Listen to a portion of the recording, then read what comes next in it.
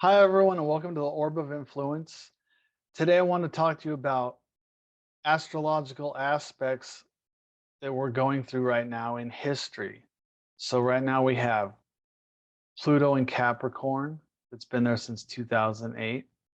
We've got Uranus in Taurus, and Neptune in its strongest sign of Pisces.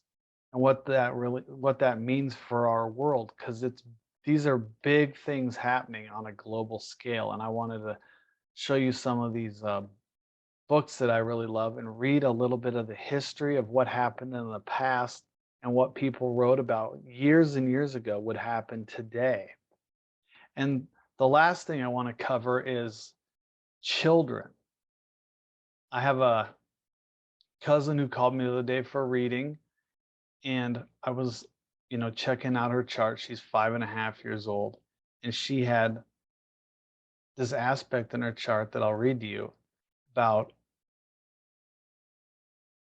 what's going to be happening in her life.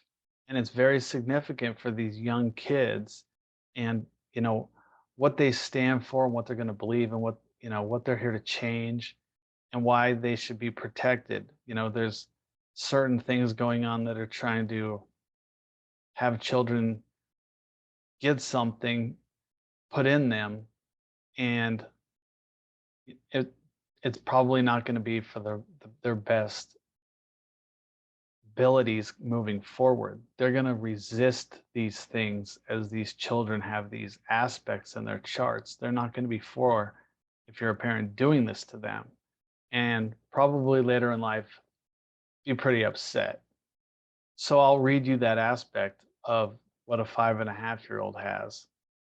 And the orb of influence, an orb of influence is degrees in which a planet is approaching and moving past another planet. So the orb of influence is fairly, you know, tight on a big transcendent planet like Uranus and Pluto and Neptune.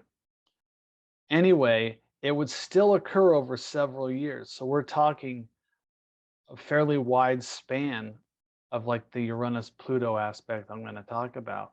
Could be, I haven't looked it up how long that transit lasted, but it would be fairly wide span of years. So we're not talking about just 5.5-year-olds. We're talking about several years of kids being born with this aspect in play. But before we go to that, there's a book I want to start off with. It's called Secret Language of Astrology. It's worn off because I've opened this book so many times. And so and it's by Roy Gillett. And I want to read you what he had to say about Uranus, Neptune, and Pluto when they're in the signs that they're in. So right now we have Uranus in Taurus. And so what he says about Uranus and Taurus is Uranus invents radically and destructively. Uranus's years in Taurus change the way the world works.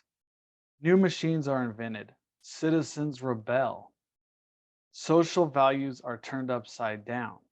We are still dealing with the change brought about by the last two transits of Uranus and Taurus. In the period of 1851 through 1859, as the U.S. expanded west and struggled to deal with slavery, the first drilling for oil took place. During the transit of 1934 to 1942, the world erupted into war. So I just want you to think about what's going on right now as I'm reading these. These planets were in those positions back then. So now Pluto's in Capricorn. So Pluto transforms uncompromisingly and fundamentally. Pluto's cycle reveals the changes we are ready to die for. This is especially traumatic when the planet passes through Capricorn, when the planet, as we face the need to transform society's structures. Such was the case in 1515 to 1532, the time of the Reformation. 1762 through 1778 saw struggles for democracy and human rights in America and in France. The current transit of 2008 to 2024, which we are currently in, will challenge the world economy and how we relate to each other and the planet. So that's definitely happening right now. Now Neptune is in Pisces, so we'll go to that. Neptune inspires profoundly and unshakably. With Neptune ruling Pisces, beliefs are felt so deeply that they polarize and separate us, becoming an essential feature of group loyalties. 1520 to 1534 cemented the Protestant Roman Catholic schism within Europe, and in 1684 through 1698 saw persecution of Protestants in France and of Catholics in Britain. During the transit of 1848 to 1862, the publication of Darwin's Origin of Species and Karl Marx's Communist Manifesto established arguments for a secular society. And we're living this. This is happening now. All three in one big conglomeration happening simultaneously in our world. So it's important we can go back and look astrologically at where the planets were and what was happening in history. And when the planets align back in these positions, we can understand what's coming. We can understand maybe better how to handle it, how to prepare for it, what to do about it. Because a lot of people ignore history. In history, we always say repeats itself. But if we're paying attention, we can't stop what's going to happen, but we can prepare our own life for what's going on. We can understand it better, and just knowing what's happening and understanding it maybe can shift and change your belief about which side of the fence you may be on in these things, or it just may help clarify things for you. So now, I always love this book, Cycles of Becoming by Alexander Ruperti. And so he says about Pluto and Capricorn, I'm just going to read Pluto and Capricorn in his book. The new social, national, and international concepts which humanity has succeeded in mastering should be incorporated now into some concrete form. At the same time, Pluto will challenge in drastic fashion all forms of entrenched power. Now, he's talking about the transit we're in right now in this book, which is currently happening. So, all forms of power which have been crystallized since Pluto was in Aries or Cancer will now be questioned. This is the critical phase for the Pluto in Libra people, which is me. I was born with Pluto in Libra. There should be attempts at reorganization of political structures in terms of a new ideal of civilization.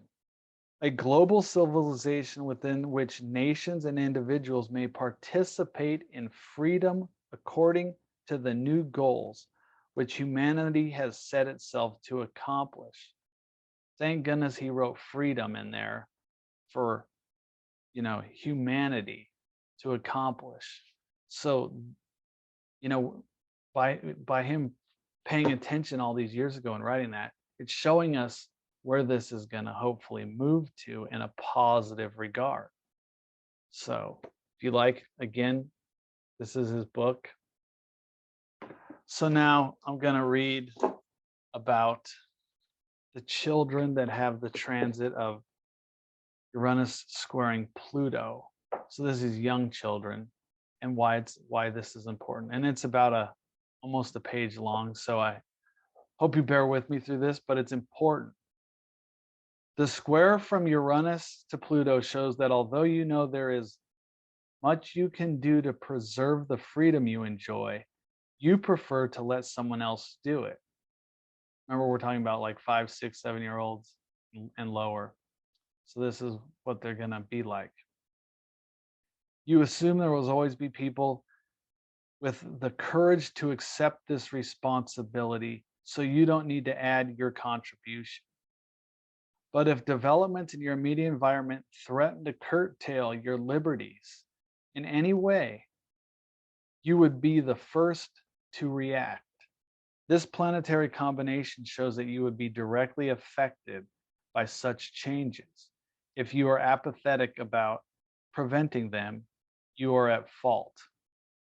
An attempt or an example of such apathy is the fact that many people do not exercise their right to vote and then complain loudly when an ineffective or an ineffectual candidate wins the election. On the other hand, you could be so concerned for your fellow man that you would become a servant of the people, such as a fireman, policeman, or public official. In that way, you could do something positive to improve the general welfare of society. Now, this is probably the most important part here coming up. Uranus and Pluto were in this relation from 1931 to 1934, when dramatic events stirred the world. While people were deeply preoccupied with the Depression, trying to find work and food, Hitler made his move. He effectively restored order amid the chaos in his own country and stabilized its economy, but the price paid by the people was extremely high. He enslaved them and gained dominion over those willing to serve his madness.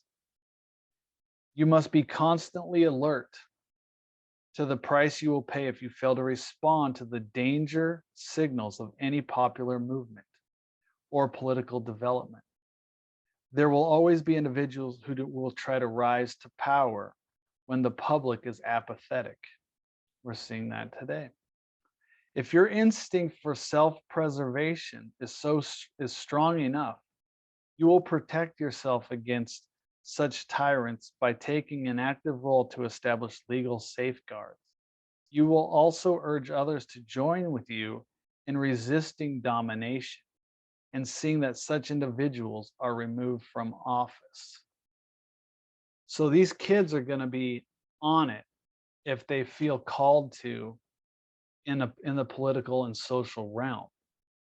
They're not going to sit back and let this happen to them.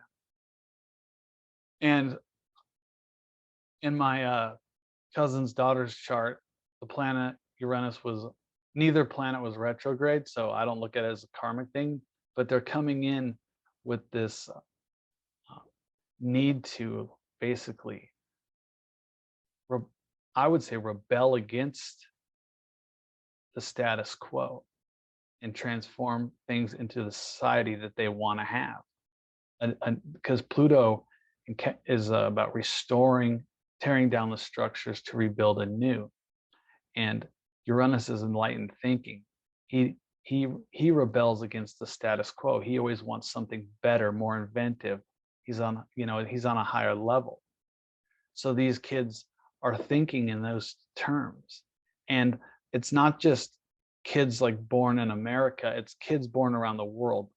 These are transcendent planets that affect the collective, everyone. So that's a global thing that all these children would be going through. So anyway, that's all I had to say. I hope you enjoyed the video, and I'll see you next time. Bye-bye, everyone.